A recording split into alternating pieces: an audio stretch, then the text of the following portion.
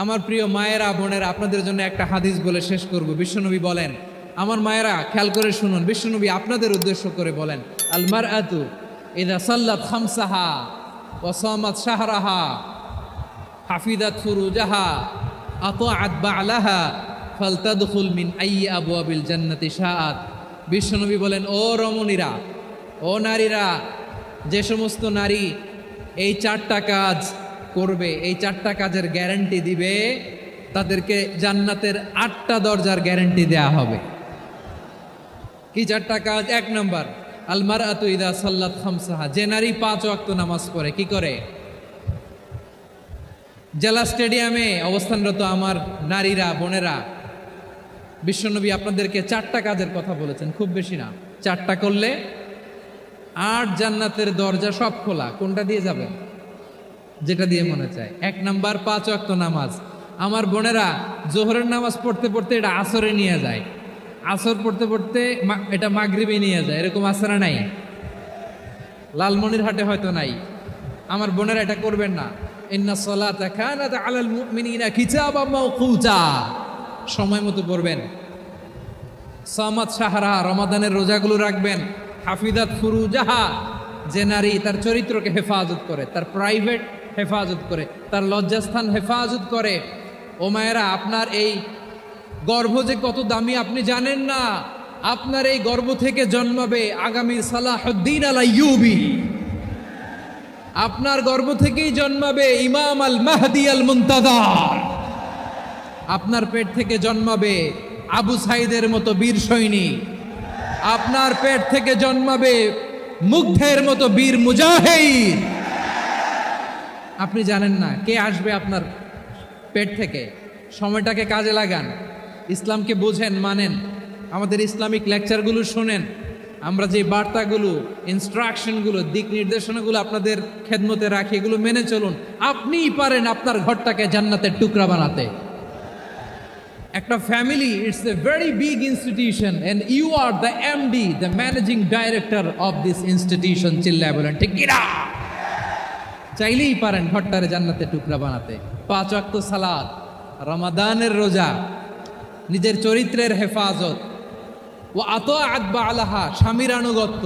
এটাতে অনেকে ভুল করে থাকে। হায় রে আমার বোনেরা, স্বামীর আনুগত্যকে এটা নিজের অপমান মনে করবেন না। আপনার স্বামী আপনার সবচেয়ে বড় গার্ডিয়ান, তিনি আপনার সবচেয়ে ভালো চায়।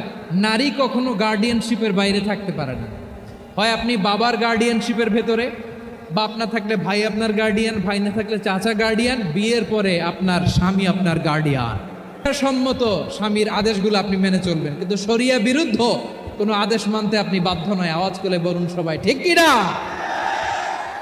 এই 4টা কাজ যদি কোনো নারী করে, বিশ্বনবী বলেন জান্নাতের 8টা দরজা খোলা। তোমার যেটা দিয়ে মনে চায় সেটা দিয়ে জান্নাতে তুমি এন্ট্রি নিতে পারবা। বিষ্ণু ইসলামের স্ত্রীর নাম ছিল আয়েশা রাদিয়াল্লাহু তাআলা আনহা, আবু বকর রাদিয়াল্লাহু তাআলা আনহুর মেয়ে। আবু বকর রাদিয়াল্লাহু তাআলা আনহুর আরেক মেয়ের নাম হচ্ছে আসমা। কি নাম? দুজনই আবু বকর রাদিয়াল্লাহু তাআলা আনহুর মেয়ে, আসমা আর আয়েশা। নাম দুটা কেমন লাগে? আসমা নামটা কেমন লাগে? আয়েশা নামটা কেমন লাগে? সবার ভালো লাগে নাই? নাম দুটো আপনাদের ভালো লাগে? লালমনিরহাটে অনাগত যদি কন্যা সন্তান হয়, যদি মনে চায় আসমা রেখে দিতে পারবেন, যদি মনে চায় আয়েশা রেখে দিয়েন। দেশে বিদেশে এয়ারপোর্টে রাস্তাঘাটে শুধু বলে হুজুর একটা নাম দেন, আমার ছেলের একটা নাম দেন, মেয়ের একটা নাম দেন। তো আমার মনে আছে যশোরের 8 দিনের মাহফিলে আমি 1-2টা নাম দিয়েছিলাম। আজকে লালমনিরহাটের এই প্রোগ্রামে কন্যা সন্তান যদি হয় 2টা নাম দিলাম, আসমা কিংবা আয়েশা। ইনশাআল্লাহ পড়েন। দুজন বোন, এক মায়ের না, বাবা এক, মা 2জন। আয়েশা রাদিয়াল্লাহু তাআলা আনহার মায়ের নাম উম্মে রুমান, আর আসমা রাদিয়াল্লাহু তাআলা আনহার মায়ের নাম কুতাইলা বিনতে আব্দুল উজ্জা। আবু বকর রাদিয়াল্লাহু তাআলা আনহু 4টা বিয়ে করেছিলেন। তো একই ঘটনা ঘটেছে এই ফ্যামিলিতে। আসমা ইসলাম ধর্ম গ্রহণ করে মুসলিমা, কিন্তু তার মা কোতাইলা মুশরিকা। আই রিপিট, বোঝার জন্য আমি আবারও বলি, আসমা রাদিয়াল্লাহু তাআলা আনহা মুসলিমা, আর আসমার মা কোতাইলা, আওয়াজ করে বুঝে থাকলে বলেন, আসমার মা মুশরিকা। তার মানে মেয়ে মুসলিম, মা অমুসলিম, ভেজাল আছে না নাই? কিন্তু কোতাইলা আর ধৈর্য ধারণ করতে পারে না। নার ছেড়া ধন, কলিজার টুকরা ধন, কলিজার টুকরা সন্তান আসমারে দেখতে বড্ড মন চায়। সাইয়েদানা আসমা রাদিয়াল্লাহু তাআলা আনহা মক্কা থেকে হিজরত করে মদিনায় চলে গেলেন। হুদাইবিয়ার পর যখন মক্কা মদিনা ট্রাফিক স্বাভাবিক হলো, মক্কার লোক মদিনায় যায়, মদিনার লোক মক্কায় আসে। কোচাইলা কলিজার টুকরা সন্তান আসমারে দেখার জন্য কিছু উপহার নিয়ে বিশাল মরু পথ পাড়ি দিয়ে মক্কা থেকে মদিনায় যায়। সুবহানাল্লাহ বলেন। এখন মা আসছে মেয়ের সাথে দেখা করতে, মেয়ে তো আর দেখা দেয় না। মেয়ে ভাবছে আমার মা তো মুশরিকা, অপবিত্রা, তার সাথে কি দেখা দেয়া যাবে? বিশ্বনবীর দরবারে চলে গেলেন। সুবহানাল্লাহ বলেন। কি সৌভাগ্যবান ছিল তারা, মাসলা জানার দরকার হলেই নবীর দরবারে চলে যেত। ঘরে বউয়ের সাথে ঝগড়া হলে নবীর দরবারে চলে যেত। অনেক সাহাবী বলে আমার পেটে ক্ষুধা লাগলো আমি নবীর কাছে চলে যেতাম, কারণ নবীর চেহারার দিকে তাকালেই আমার পেটের ক্ষুধা মিটে যেত। সাইয়েদানা আসমা রাদিয়াল্লাহু তাআলা আনহা বিশ্বনবীর কাছে চলে গেলেন, যে বললেন ইয়া রাসূলুল্লাহ ইয়া হাবিবাল্লাহ ইন্না উম্মি কাদিমাতুন ইলাইয়া ওয়া হিয়া রাগিবা। আমার মা মক্কা থেকে অনেক দূর মরুর পথ পাড়ি দিয়ে উপহার সামগ্রী নিয়ে মদিনায় আমার সাথে দেখা করতে এসেছে গো নবী। আমার জানতে বড্ড ইচ্ছে হয় আমি আমার মুশরিকা মায়ের সাথে একটু দেখা করতে পারবো কিনা। আফা আসিলুহা, আগে যেমনি আমি আমার মায়ের সাথে ভালো আচরণ করতাম, যেমনি আমি আমার মায়ের সাথে সদাচরণ করতাম গো নবী, এখন আমি মুসলিমা, মা মুশরিকা, এখনো কি আগের মতো সদাচরণ করতে পারবো নাকি? বিশ্বনবী বললেন নাম সিলিহা, হ্যাঁ রে আসমা, অবশ্যই অবশ্যই, আগে ঠিক যেমন তুমি তোমার মায়ের সাথে ভালো আচরণ করতে, এখনো তেমনি আগের মতো ভালো আচরণ করবা। আওয়াজ করে পড়েন সুবহানাল্লাহ। কি ইসলাম আমরা পেয়েছি! কত ব্রড মাইন্ডেড আমাদের ইসলাম, কত ওপেন মাইন্ডেড ইসলাম, কত ওপেন আপ করতে পারে, চিন্তা করতে পারেন। বিষ্ণু বললেন হ্যাঁ অবশ্যই, নাম সুলিহা, আগে যেমনি ভালো আচরণ করছো আসমা, এখন ওইরকমই করো, পারলে আরো বাড়াই করো। সুবহানাল্লাহ বলেন। তাহলে আমার যে হিন্দু ভাইয়েরা, হিন্দু বোনেরা, ইমানের বদৌলতে দৌলতে আপনি ধন্য হয়েছেন, আপনার আম্মা আব্বা এখনো মুসলমান হয় নাই, তাদের জন্য দোয়া করেন, তাদের জন্য দোয়া করেন, আল্লাহ যেন তাদেরকেও ইমানের দৌলত দান করে। আমরা সবাই পড়ি আমিন, আরো জোরে পড়েন আমিন। এখন বলেন, ইসলাম কি ন্যারো মাইন্ডেড রিলিজিয়ান না ব্রড মাইন্ডেড?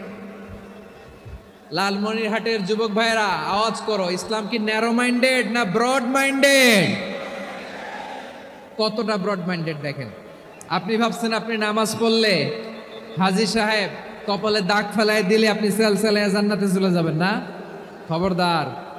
বিশ্বনবী বলেন, কোন সংখ্যালঘুর উপর যদি কেউ আক্রমণ করে, তার প্রাপ্য তাকে না দিয়ে যদি তাকে ঠকায়, তার উপর জুলুম করে, তার সম্পদ যদি কেড়ে নেয়, আমি নবী, তুমি মুসলিম হইতে পারো, মুসল্লি হইতে পারো, তার পক্ষে তোমার বিপক্ষে আল্লাহর দরবারে বাদী হয়ে দাঁড়াবো।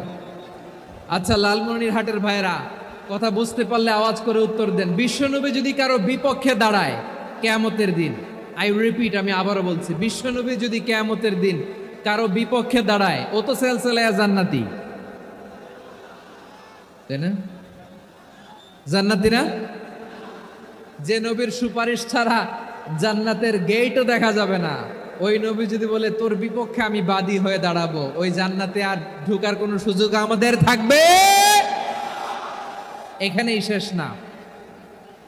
আমার প্রিয় লালমনিরহাটের ভাইয়েরা, এখানেই শেষ নয়। বিশ্বনবী বলেন, মান কাতালা মুআহাদান বুখারীর বর্ণনা, মান কাতালা মুআহাদান লাম ইয়ারাহ রাইহাতাল জান্নাহ, কেউ যদি কোনো মুসলিম যদি অন্যায়ভাবে কোনো সংখ্যালঘুকে হত্যা করে, কোনো হিন্দুকে হত্যা করে, কোনো বৌদ্ধরে হত্যা করে, অন্যায়ভাবে কোনো মুসলিম যদি কোনো সংখ্যালঘুরে হত্যা করে, জান্নাতে যাওয়া তো দূরের কথা, ওই মুসলিম জান্নাতের ঘ্রাণও পাবে না।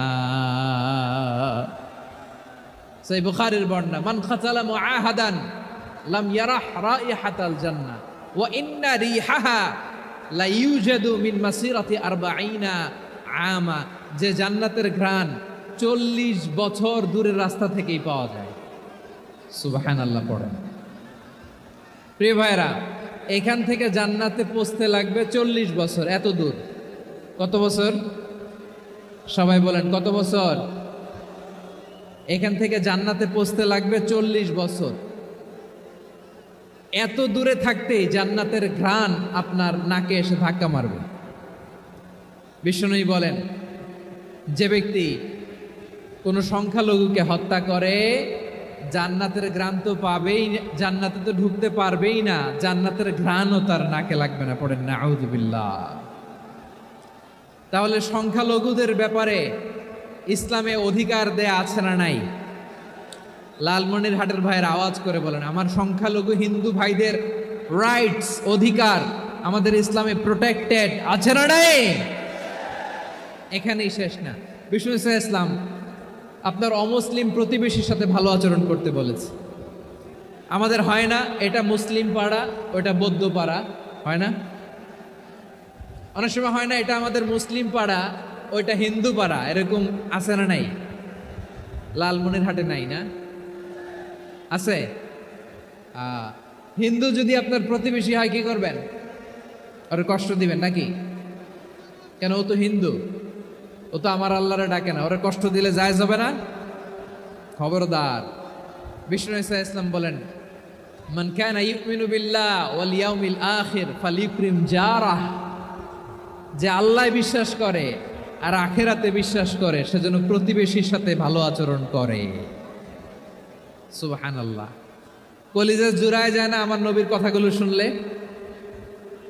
যে আল্লাহ বিশ্বাস করে, যে আখেরাতে বিশ্বাস করে, সেজন্য প্রতিবেশীর সাথে ভালো আচরণ করে। এখানে বলছে মুসলিম প্রতিবেশী, বলছে